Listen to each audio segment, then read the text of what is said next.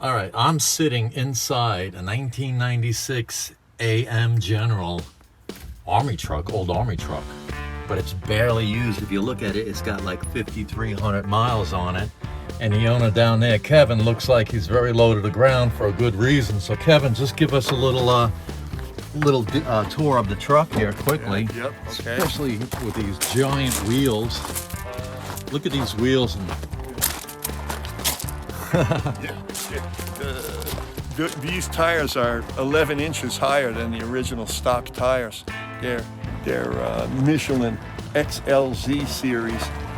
They measure 53 inches tall and 17¼ inches wide.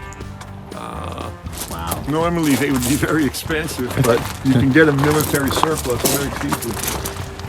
And is this, let's take a wide view of the truck. We're gonna step back and you can see how massive it is. And like a short person can almost walk underneath it. Yeah. Okay, so both these axles are drive axles? Yes.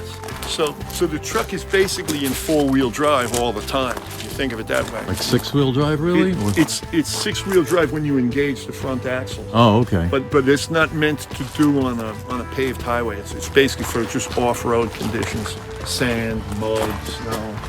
And this is like a special lift you had put on? Hydraulic lift for a motorcycle or, in this case, a two-wheel drive e-bike. Very cool. The back is all set up as a camper. Oh, so you got some camping stuff in there? Yeah, there's inflatable mattress and some cabinetry and all kinds of camping gear. Wow. Propane stove. A lot of changes.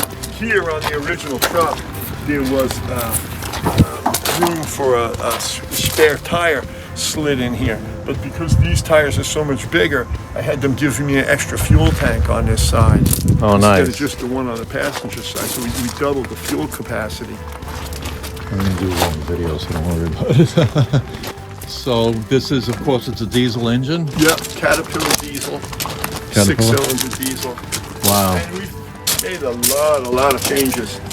LED lighting, new interiors, seats and everything. Now you had the wheels upgraded, so they had to put in new suspension springs and it was a big deal. We cut had to out. move the rear axles further apart than they were. New leaf springs, new torque arms, shorten the fuel tanks. Wow. Because the tires are bigger. It was a lot of work. Very, very cool. Yeah, the very fortunate part, which we didn't know right till the last minute, was that when we put the truck down off the jack stands, the front tires cleared without any interference when you turn them all the way, turn the steering wheel both ways. The wheels don't hit anything. Oh, nice. But we didn't know that till we did it. Oh, that was scary if it did. Wow. And look at these. How is this? Have you taken this in the snow? No, I haven't had these tires on that long yet. Oh, okay. We've had it on the beach several times. Yeah. Yeah, used to be with the old tires that we had on here, which were about 7 inches shorter than these. Right. We used to air them down a bit. We air them down to about half their street pressure.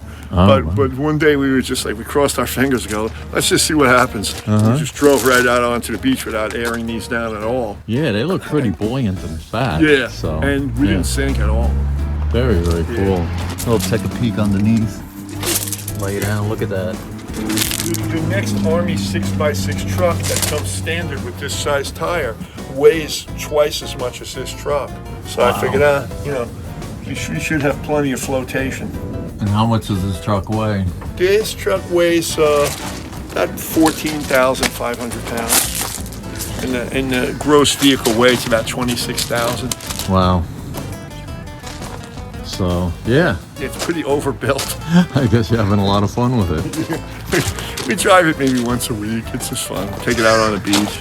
All right. We set up for camping on the beach. And that's Crystal up there in the passenger seat having fun. Probably rides like a Cadillac, right? Oh, absolutely. So here we go. So if you guys like the truck, like the video, do a thumbs up. All right.